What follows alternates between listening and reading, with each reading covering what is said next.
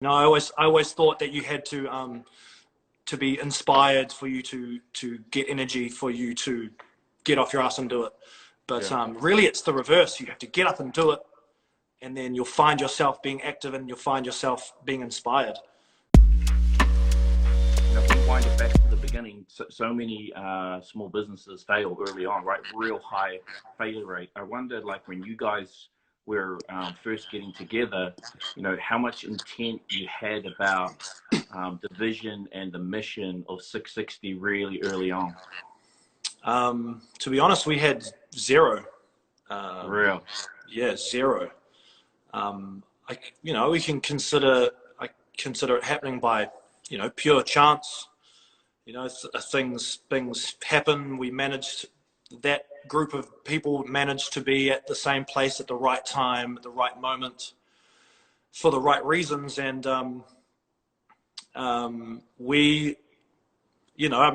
so many moments where I could point to as to how it began, or the moment where it began. It could have been, I could say it was in the rugby changing rooms after our games. I could say it was in the dorm rooms at Unicole. It kind of honestly grew really, really naturally. I feel like the only true intent, the first kind of intent that we had, was to make that gig or that night or that experience for those friends of ours, because they were really just playing. We were just playing for our friends. Yeah. That they just had an awesome night, and we didn't really think anything beyond that moment. That's cool. When did you guys start thinking about, like, this could be a thing? Like, we're going to make our own music and like, we got an album on our radar now.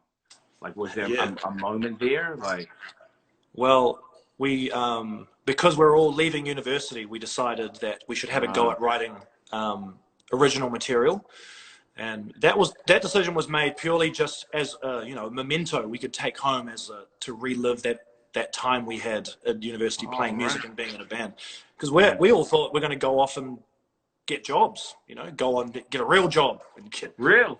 Is that right? Is that right? Pretty much, man. Because we started as just going back, the New Zealand music scene was really thriving at that time. We were at university, like Fat Freddy's Drop, Cora, Shapeshifter, Catch a Fire, Black Seeds, Trinity Roots. These bands were huge, and they were always coming through Dunedin and playing big gigs there. And they were Māori, so that we connected with that even much stronger. Not that all the guys in the band are Māori, but at that time it was primarily the Groover. So that, we wanted to bring that joy to the masses, and we wanted to, like, be the facilitator of fun for the people around us. So we started playing covers of their songs. We covered their music. And then so fast forwarding a few years, that we were leaving university, and we thought, let's have a go at putting together some original music. And so we booked out. We went down to the rock shop. Yeah. And we asked the guy behind the desk if he knew a producer or an engineer, because we're a band in Dunedin and we want to record some music. And he said, "Oh, I'm an engineer." And we go, "Oh, well, you're the man for the job then." And then, honestly, like a week later, we had this dingy little space that we turned into a studio up in Dunedin with this guy. I can't even remember his name, dude. I need to dig in and find him. Yeah.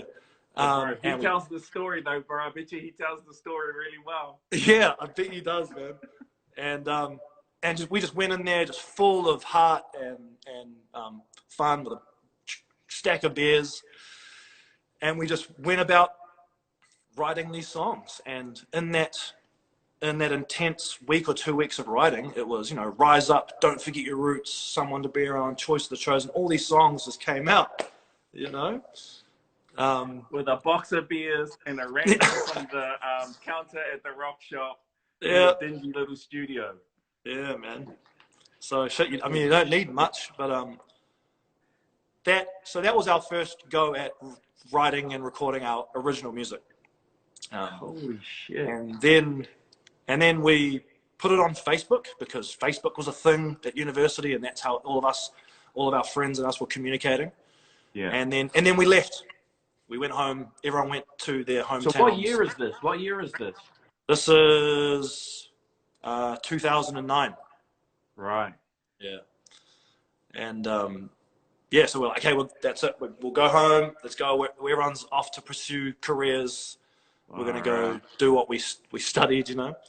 And then it just started popping off and bubbling on social media. Everyone started sharing the songs. And I remember, to answer your question directly, we got asked to come to Christchurch and play our first gig outside of Dunedin. And we thought it was the big time. We thought we were the shit, you know. We were like, oh, how many people that night? How many people? Oh, well,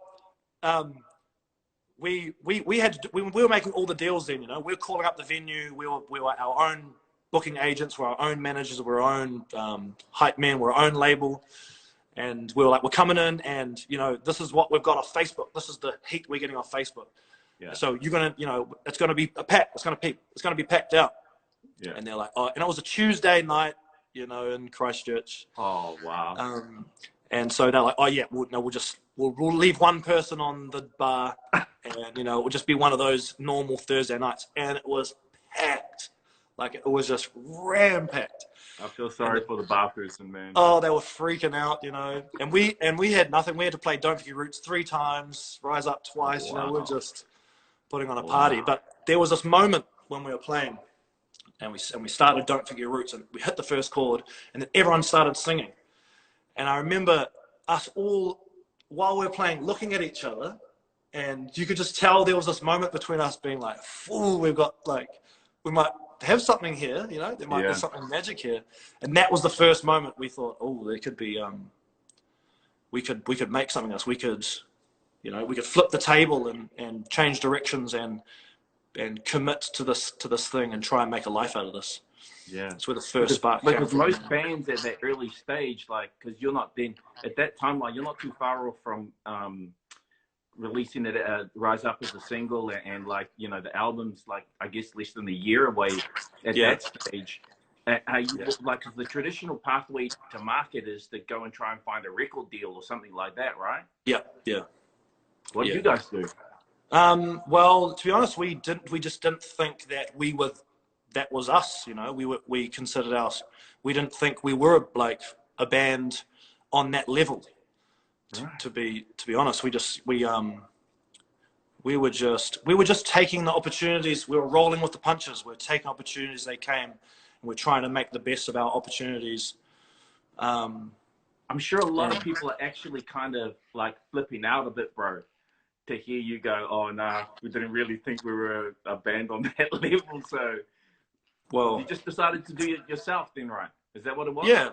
Well, from that moment we had on stage in Christchurch and looking at each other and being like, you know, there was something really cool there.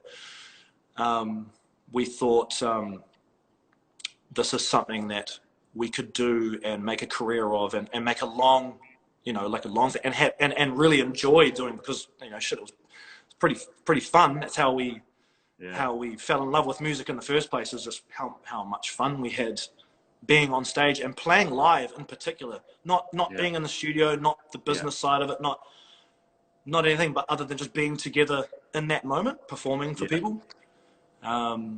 Did you dare to dream how big it could be like then? Like, did you guys have a vision of like, you know, did you dare to dream that you would achieve the shit that you've done now? Honestly, I think we did. We were never short of like, you know, we were confident dudes, you know. We were confident in ourselves, and we were like, you know, if it's not music, we were confident in other things. You know, we were bloody rugby players, and we were down at university doing our thing. We were getting after it. So, you know, I feel like whatever it is we were going to do, we always talked about whatever it is we decide to do, we're going to be shit at it. We're going to be the best, and we're going to dominate, and we're going to go for it, you know. Sink or swim, just to find out if we had the goods. So we definitely had dreams, and we had a culture of setting them really high. Things that we thought, you know, if you were to dig a little deeper, we never thought we would be able to achieve.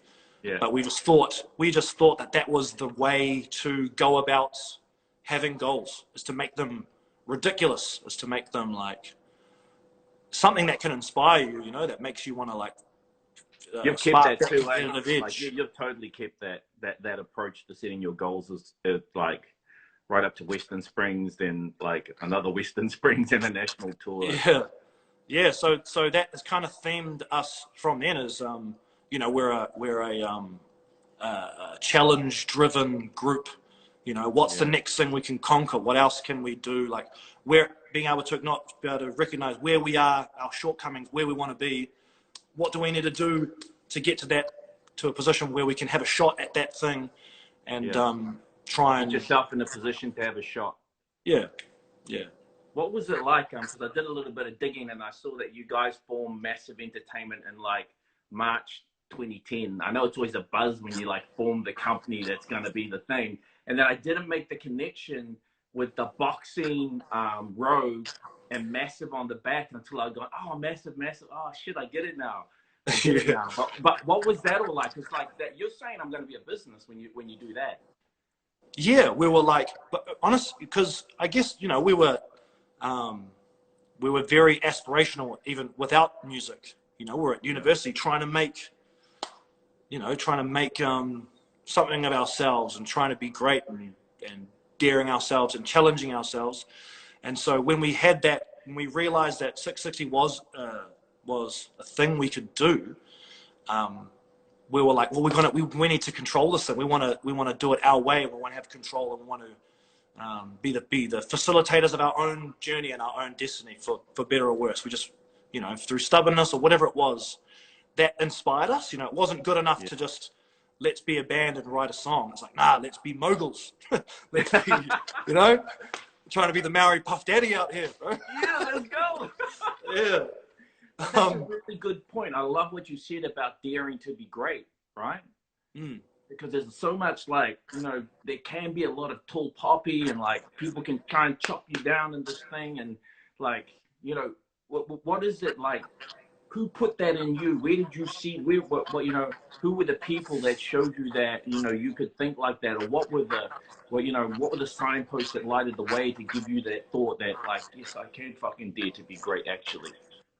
I think it's quite entrenched in our family, to be honest. My grandfather, Matiu Walters, is a very well accomplished man, Māori All Black, an artist, you know, responsible for the resurgence of Māori art in the 60s.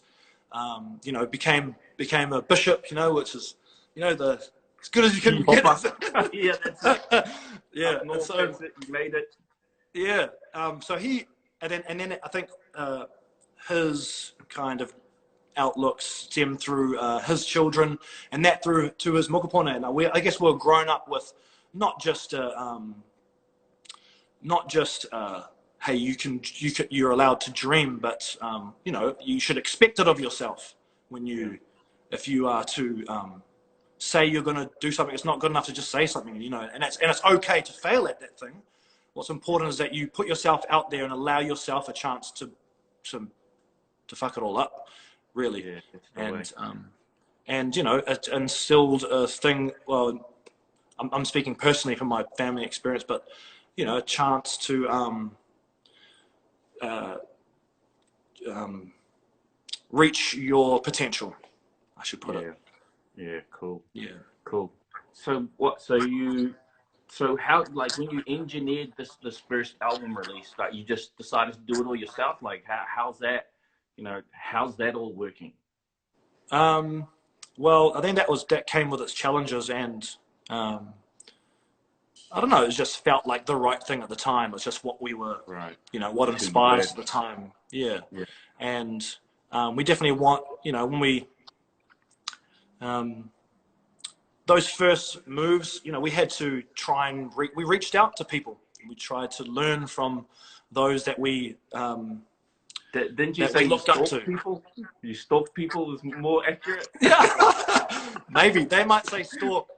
I say that we, we professionally reached out, and but I think we probably pestered them, and they probably were annoyed by us. Just keep, and I can feel for them. I get a lot of those now too, so I can empathize for them. Yeah, but these bands like Trinity Roots, Fat Freddy's Drop, Shapeshifter, Quarter, these bands, we reached out to them. We said, like, you guys inspired us. This is something we've decided we wanted to do. And that, give us advice, tell us what you've learned, help us out. And, some were really gracious, some were flippant, some didn't respond. But the information we did get back was, we took it on board. It really helped. We seek the help of Tiki Tane, who we respected in the industry, to help produce this record. We sought advice from Shapeshifter, who we really respected, and went to a lot of shows while we were in Dunedin. And they gave us all kinds of advice. But we didn't, but thankfully we didn't lean on everything too much. We was like, it's 50% of this that we can, and 50% of this energy that we have, we're going to put in and meet it in the middle. And the same thing happened as the EP, really. Yeah. We just EP's bananas, bro. Yeah. Yeah.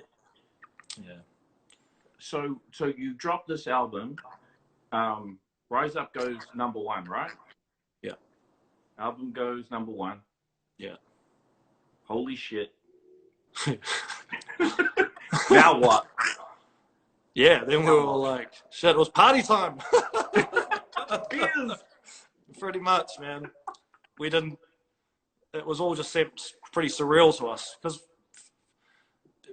we just never had any intentions, any plan, any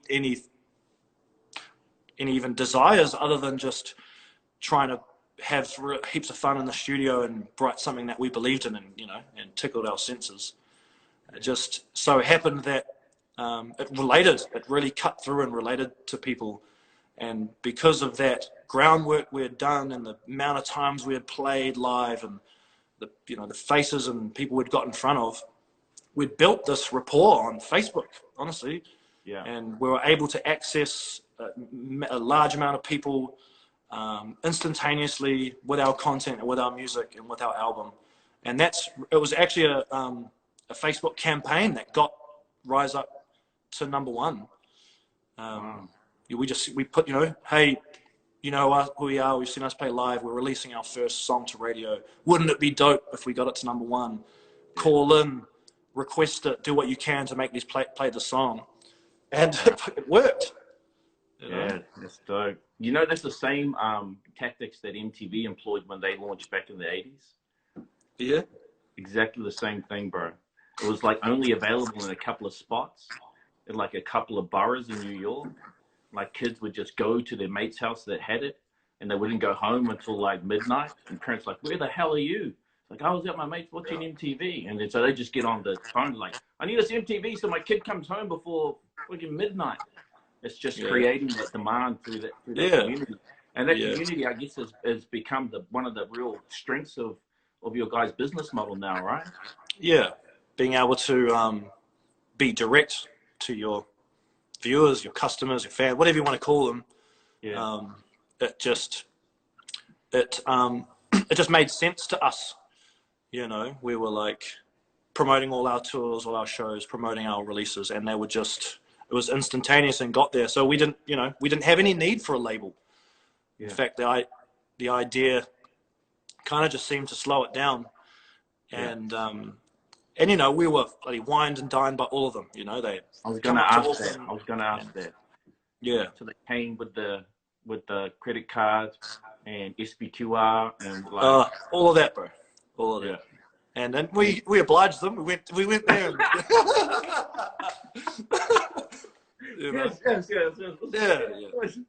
Yeah. But what they were providing, what they were saying they were providing, just didn't make any sense to us. Yeah. But what is it that you saw that was nonsensical about that so many bands and new artists see as highly sensical? Like, what was the disconnect for you? Because there's obviously some like gold in that disconnect. Like, your perspective was unique because so many people had run that path and that pattern before. They were running their playbook on how to secure the hot new artists, but it didn't work. Yeah. You saw something like that didn't vibe with you at all. Well, I mean, when we saw the whole percentage split of ownership of this thing that we'd made, that just, we were like, piss off, like what? And that, and we know that, like, they're going to say, yeah, but that doesn't mean that we're going to tell you what to do. Is like, I know not to trust anyone with that much control, whenever anyone's got that much power, they're bound to be corrupted at some point. Yeah, bound to fix it, eh? Yeah, so that thing we were clued on enough to see. We had help from our family. We know we continue to reach out and ask people and share what they would, what do you think of this? Is this a good idea? Like, just reach out and try and get as much information as we could.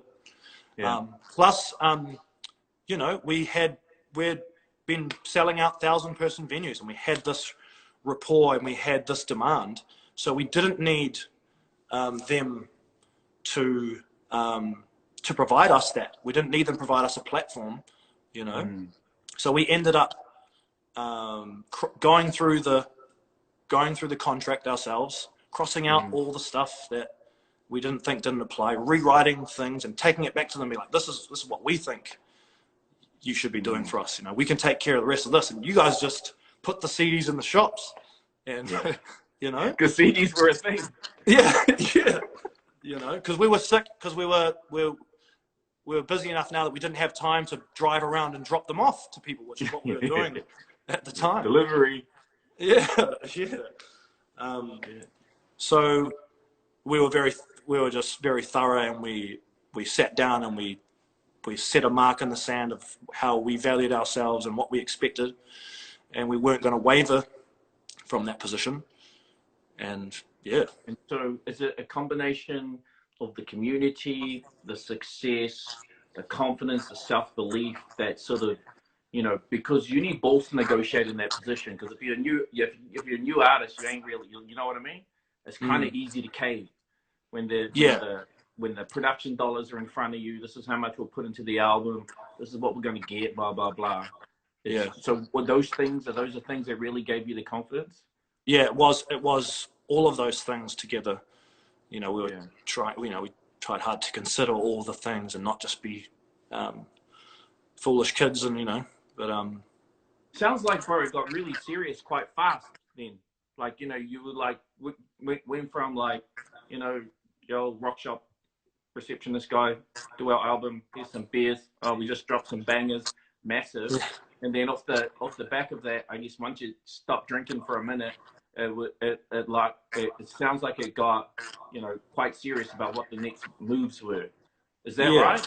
Yeah. I mean, the perception is it happened really quick, but before that EP, it was 4 years at university playing every weekend to our friends, flat parties, 21st, any chance we could get to have to facilitate a party, to be honest. So it did. I mean, when it became official, you might call it, it happened. But we came to the table with a fan base, with people that had seen us live, with Dunedin on our shoulders, and that kind of reputation. So we didn't see it as an overnight thing, but the industry, what is that, like 6-7 years overnight success or something. Yeah, I mean, the industry sure did. They didn't know where we were coming from, and they were all flipping out that we're selling out shows and getting #1 singles, but. So when do you start, like, what do you start thinking about next? Like, what, I'm just interested to know, like, because something you guys do and you think about it as a business, right? And so when do you think about seriously, in what part of this journey are you seriously thinking about, putting in place this business model that is going to sort of guide the way that you guys develop everything you do from a business perspective from that point forward? Is that like now in between the first and second album, or where's it at in the timeline? I mean, it's easy with retrospect, you can kind of line back and know the decisions you made at that time. But at the time, we were just, we turn a corner, here's the new landscape we're dealt with, how we're going to navigate this thing, how we're going to make the best of it.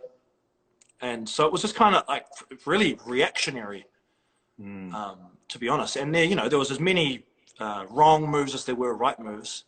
But we just kept shooting, we kept prodding, and we kept trying. We knew for sure that we wanted to get better and better and better at our craft. Music was always the centerpiece of this whole thing, and it was the music was the thing that allowed us to have these opportunities in the first place, you know. So business was really just kind of a side thing. We're gonna write these awesome songs, and then let's see what opportunities come our way, and let's discuss about how we're gonna navigate them. You know, does that make sense? Yeah, it does. It does. Yeah. I'm interested in how this, like, obviously the process for the second album is light and day from the first one, though, right? Oh yeah.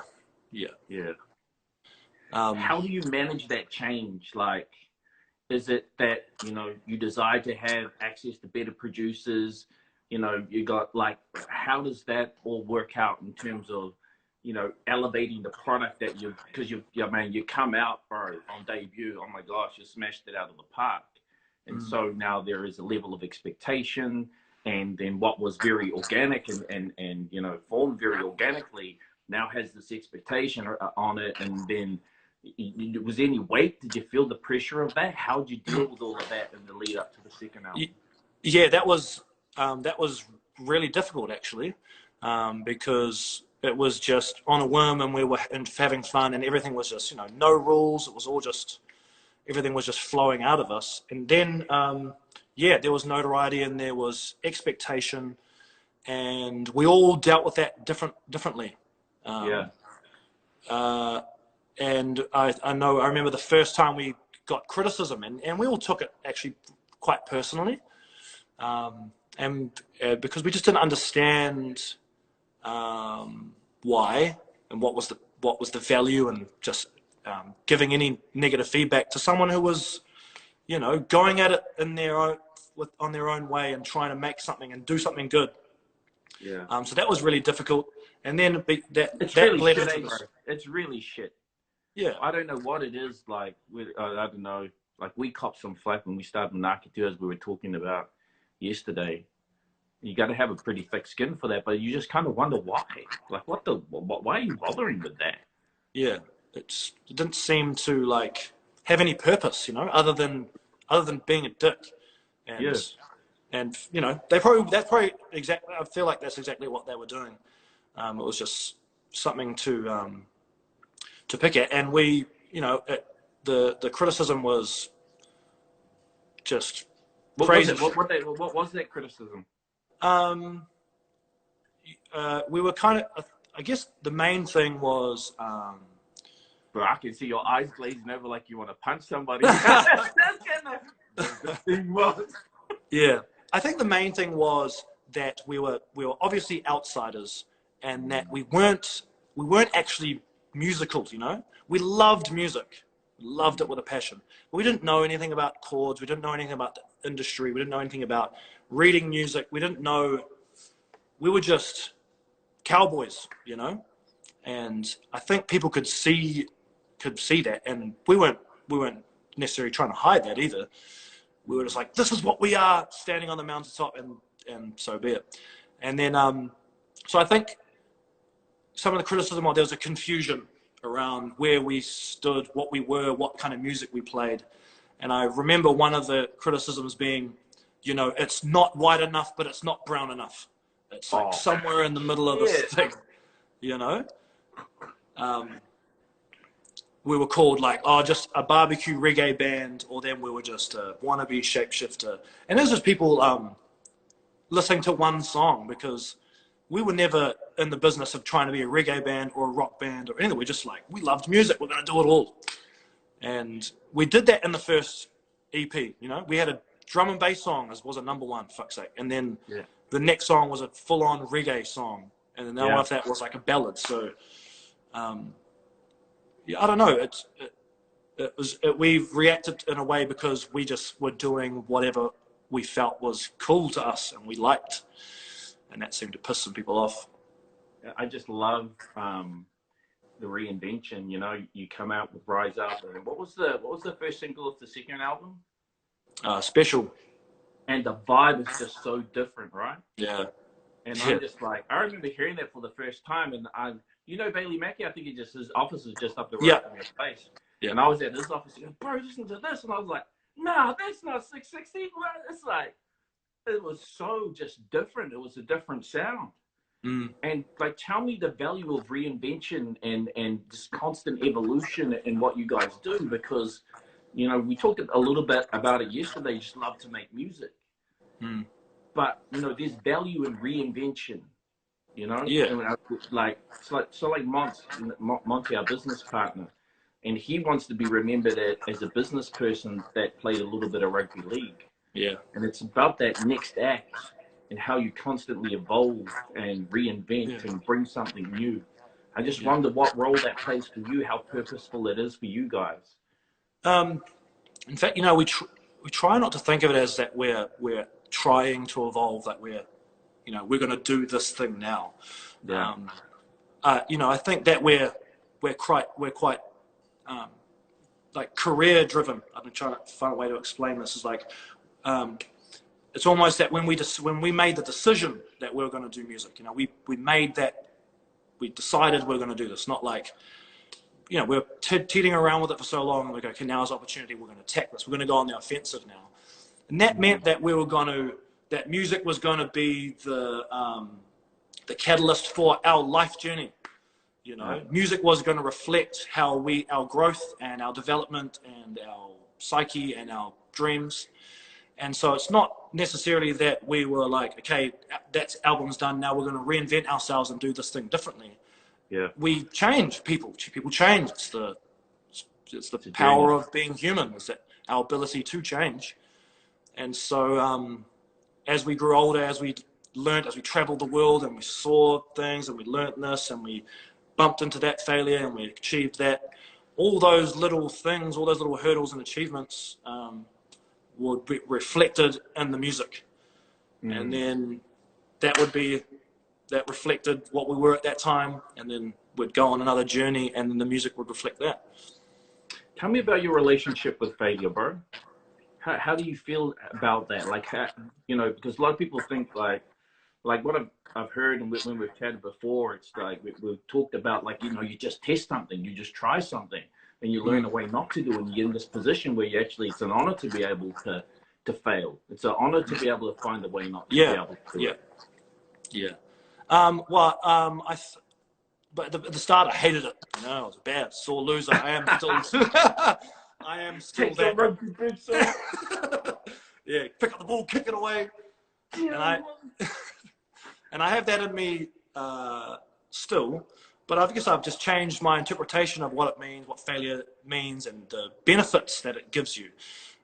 You know, I'm constantly on this journey to the truth, or to that song, to that mean thing, to that moment.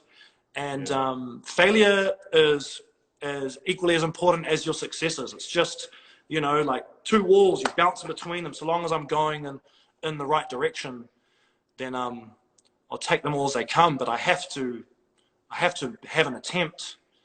I have to risk failure in order for there to be success.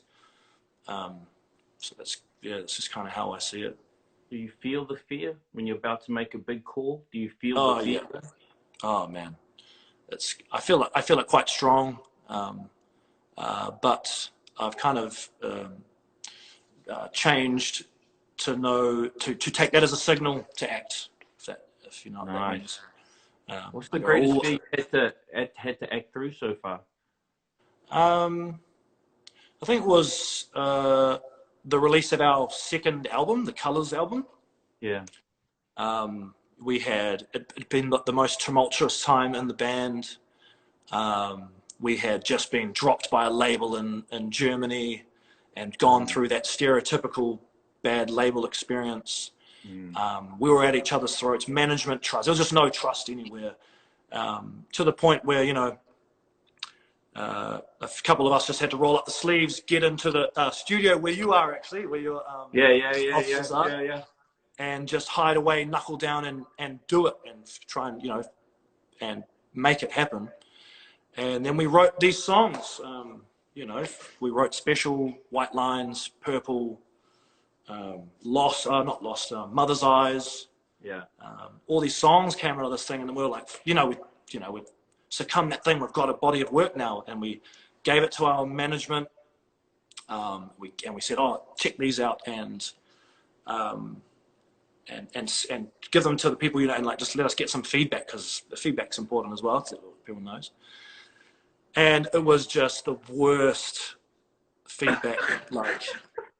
like sometimes my mum's like, I've still got that email if you ever want to pop it out. I've seen it back to him. Yeah, and it was just, if he's on this live, whoever you are, nah.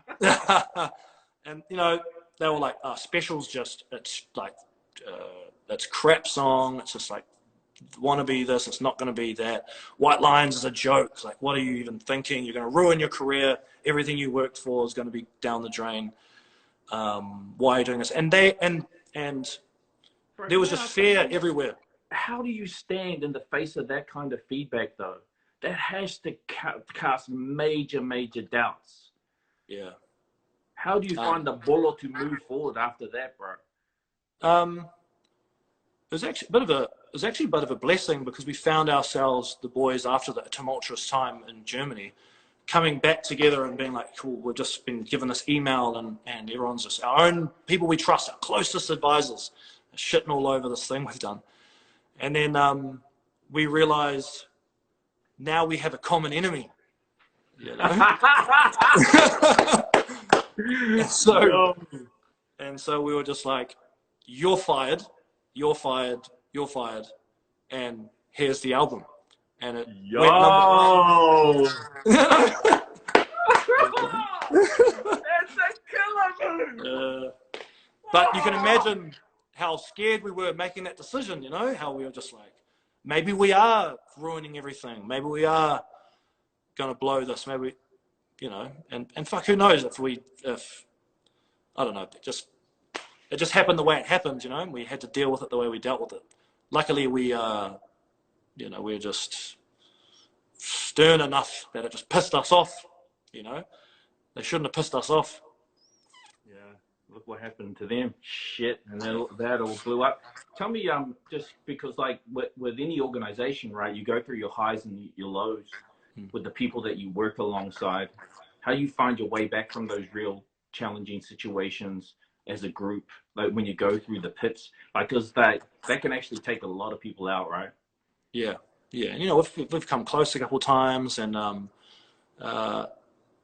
it just comes back to the music. We always said, is like, look, it's just like how this whole thing began, and this is when we're on stage, when the music is when we're playing, you know, there's no time, there's no troubles, there's no worries, there's just nothing. We're just in this thing, and we just said we just have to get back to the music. We just get in the studio, let's write, let's put these newfound experiences we have into song, and let's try and, you know, use that as our therapy and our strength, and, you know, just fall back to the music, back to the basics.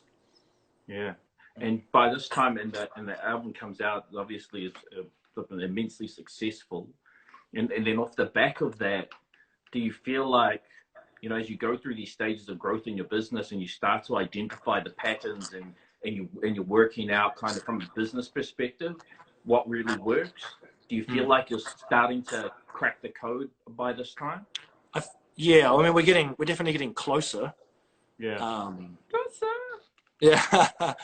We were, you know, we had, here's this this gold album that we did, was purely organic in a studio, just fell out of us, and it achieved this, and so we would sit down and go, okay, that was great, do we want to do that again? And we decided we didn't. We wanted it to show, we wanted to evolve, you know. It's like, if we don't want to just continue to do the same thing. Right. And so we looked at some, what hadn't we achieved, what a style of music what are some things we can add to it, the process that we had last time, what's some things we can take away. And you know, we wanted to write pop songs. We loved that. We were like, okay, we're would love to write songs like that were just like simple to the point, but had heaps of spirit in them, you know, heaps of soul in them. And that's the kind of thing we did with that. Changed, got a different producer, different writing process. And then every album has been that. And then we finished that one and said, okay, what did that do? What doors did it open for us there?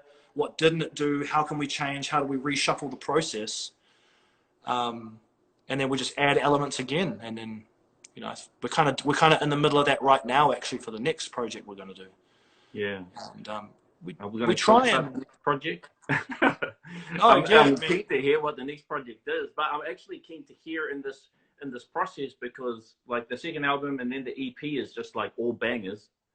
It's just like all bangers. Is that when you're just purposely aiming at doing that pop sound, or? Well, we try and like put all those elements into one song altogether. This most recent album, you know, is by far, we think, our best work. It covers all those bases. It has this connectivity. It has this, you know, it's like a primal, instinctive thing we always love to have in our music. You know, it's not one word or a lyric or this thing, but there's something about the spirit of this music that, you know, it's magnetic. But then, you know, you want to use the tools we've learnt over all this time, you know, to frame the melody like this and frame the lyric like this and change the chord to do this. And yeah, that whole album, and we added different producers, and we started collaborating a lot more, actually, as we've found a new love with that. Yeah. And that's, you know, that album, the one just come out as the, you know, the result of all those little changes. And yeah, who knows? When do you get this crazy idea to try and sell out Western Springs? Well, like, when does that come, bro? Well, it was been high as hell that night. Probably. It was. I think it was quite common of our drive and ambition from the start. You know, people thought it was crazy for us to go to Christchurch and play a show there on a Tuesday night, and then when we came to Auckland and booked at the power station, everyone thought, why were you doing that? You're never going to sell that out. And then after the Colours album, we were the one of the first acts to play at Spark Arena, and everyone thought we were crazy for that. And so there was only one place after that we thought, and to be honest, we had no idea we were going to pull it off, you know, but we knew we may as well have a shot. And there was so much, we were like, you know, the repercussions of not pulling that off was all running through our heads. You know, we'd be embarrassed, it'd be stupid. What are we thinking? Did you have some serious skin in the game too yourselves in that? Yeah, man. Lots of money on the line. Yeah, reputation on the line. On the line too. Yeah, heaps of money. Yeah. But we sat around and we said, "Fuck, we'll just give it a go. Let's do it." You know, give it a crack. Yeah. Fuck it. And then you know what? Well, the other kicker was, because then it sold out in like 4 days. Something ridiculous. Yeah. You know? Yeah. We're just like, shit, that's dope. And then we said, okay, how do we? Now the cards are in our court. How are we going to go on that? What are we going to do now to spin this whole thing again? Because we have an opportunity there. We're not going to leave a captive audience or opportunity just lying on the table like that. Exactly. So we said, okay, show finishes, lights go out, the screen pops up and says, come back this day, this time next year for the next show of 668 Western Springs. So, I was kind of in disbelief when you put that up there. I was like, what? Like, they just didn't all, it was like a glitchy moment. I was like, I'm glitching out. Yeah. Like, is this the beginning again? But you can see it, like, when you walk down the stage, like that. What was that moment? What was that moment like? You know, it's obviously you've built to, you know, the story we've heard over the last freaking 48 minutes is pretty phenomenal. And so to arrive at a moment like that, and I know it's not the peak for 660, but it's up peak along the way. Yeah, yeah. I mean, most of us don't remember the first 3 to 4 songs. You know, it was just so much. I mean, I don't know. You just never seen that before. You never. It's like I can't explain it to people. Not like no one sees that. No one feels that energy. 50,000 people screaming the words you wrote back at you with passion, and it was just wild, man. And so it took us about a good quarter of the show for us to settle in and grab the reins again and take control of the performance. Yeah. And see, that was wild. That's another reason why we were so looking forward to doing the second one, because we had that experience under our belt, And what does your business look like at this point in time after that concert? Crushed it. What are you thinking from a business perspective? What's the business model look like at that point in time? Because business models are actually quite diverse, right? There's music, there's merch, and there's a whole ton of people behind the scenes as well. Yeah. Are you running all of that shit? Do you have those collaborations and partnerships in place? How does that look? What's the pattern there? Yeah, I mean, it was pretty all over the place at the start. We knew we had this we kind of had the saying at the start where we were like, we're not going to let anyone make money around us from us. You guys are ballers, man. and so we were like, okay, what? Send the boys down the road, those t-shirt guys, stand over them, give us that damn money. So we were like, okay, we've got this show, we're gonna do this thing. We want we want a stake in the bar. We're bringing these people here. We want percentage of the bar take. We want this. Any sponsors here, we're taking cuts. All this, we're this, and we're very like hands-on grabbing that thing.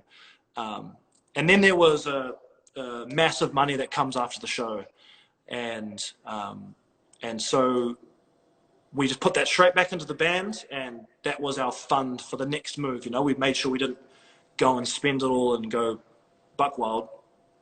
It basically, yeah, we basically didn't pay ourselves from that show. Wow. We banked it and used it to produce the next album, travel to LA and do collaborate with people we looked up to and we wanted to collaborate with, and try and make more moves and set up an even bigger play for the year after, which was fucking huge, bro. Yeah, you did the whole country. Yeah, man. And Western Springs again. Yeah, bro. So it was how do you prepare for that? Like from a strategy perspective, there must be a lot of planning. What's the team look like that's helping to pull that all together? Is that you guys leading it with a bunch of people, or how's that executed, I guess is the question. Yeah, the second time was a lot different because the first time we had no experience in that realm, and we acknowledged that. And so we had to lean on people around us that, that were in the industry, to experience that before. But with the learnings we took from the first one, we knew what we needed to do. And we were a lot more forceful and had a lot more purposeful direction. Yeah. And it was actually a real cool full circle moment because we happened to have a friend of ours, Ben Dalglish, who we started. He was like our first lighting guy when we were just starting out. We managed to play this gig in Wellington, and he was the in-house lighting guy. And then we kind of traveled the world together with this guy. And but prior to that show, for the last 2 or 3 years, I forget how long he'd been there, but he'd been in LA just killing it, working for Post Malone, Madonna. Oh, wow. Just killing it. And we kind of, without saying it, we were like, well, he kind of knew we were going to ask him, and we knew we were going to ask him. And it was just perfect because he knew us, he knew the journey. The communication lines were great. The collaboration was good. There was no egos. There was no one getting all huffy because they weren't having their words. It was just all clean work. And we managed to build something that we were super proud of, that was on a world standard, that would allow, again, to open more doors for us and put ourselves in a different position to make more moves or more mistakes, I love this principle that you guys seem to operate of just like owning your shit, you know what I mean? So that you can really make moves and you have this self-autonomy. And once you get it, once you understand the pattern, then you go back and you execute it again at an even higher level. That's crazy. What is next? Sorry. What? Oh, good. What's next? Yeah, what's next? Okay, yeah, I'll take a drink too. Cheers to that. Yeah, cheers, bro.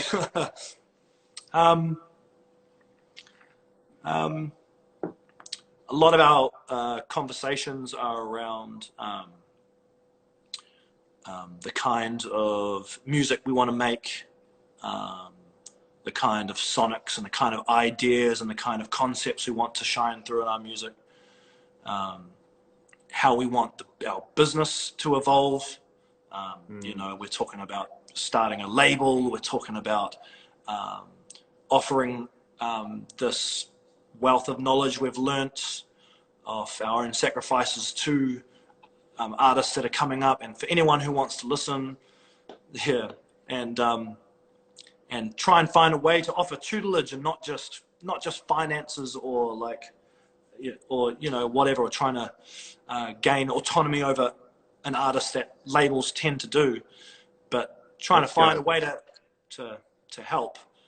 But because I think it coincides with our growth too, is like part of learning is teaching, and so there's that kind of conversation, conversations around who we want to collaborate with, cool shit we want to do, writing trips we want to do, writing camps we want to have, possible like features we want on our music, just like what can we do to just flip the table again, something that they're not going to expect. And there's a lot of things, but you know, that all those things are behind the work. So we've just got to dig in and get to mahi. Yeah, get down to the mahi, eh? What is it about?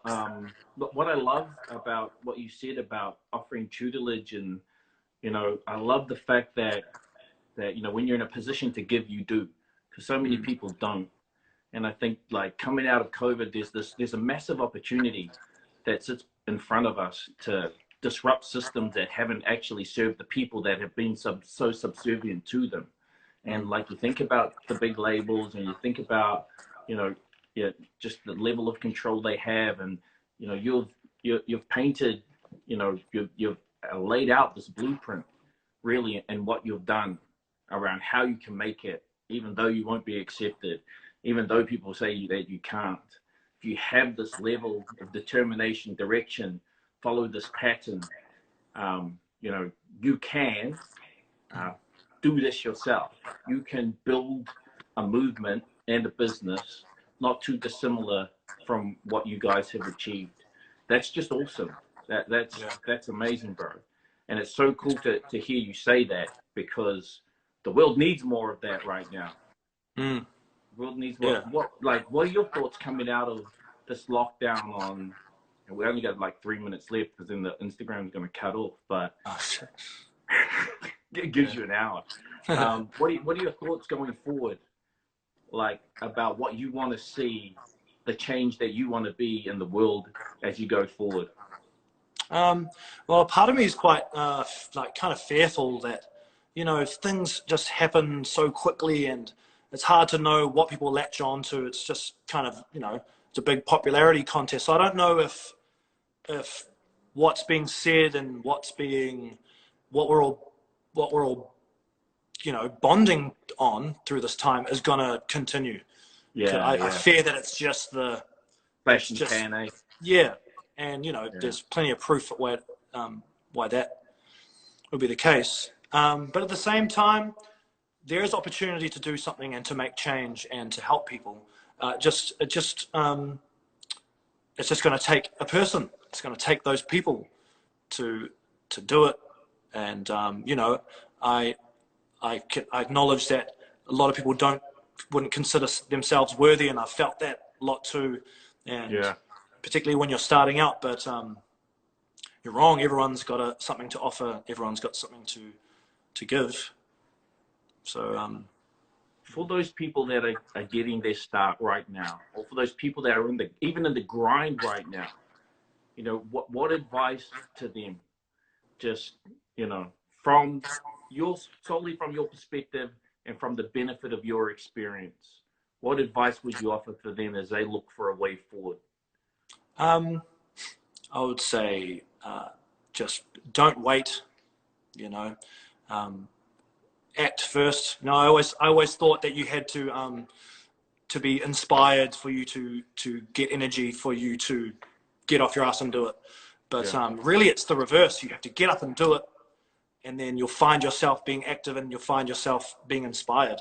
So I've tried to live by that in recent times. Get off your ass and begin as hard as much as you don't want to do it. Just do it, and just never stop, man. You know, there's no end to this. Just keep going and never take no for an answer. Yeah, that's cool.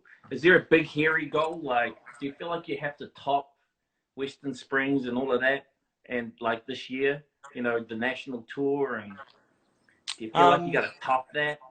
I mean, it would just international, bro. That's the clanger, isn't it? Like, yeah, I mean, we'd love to.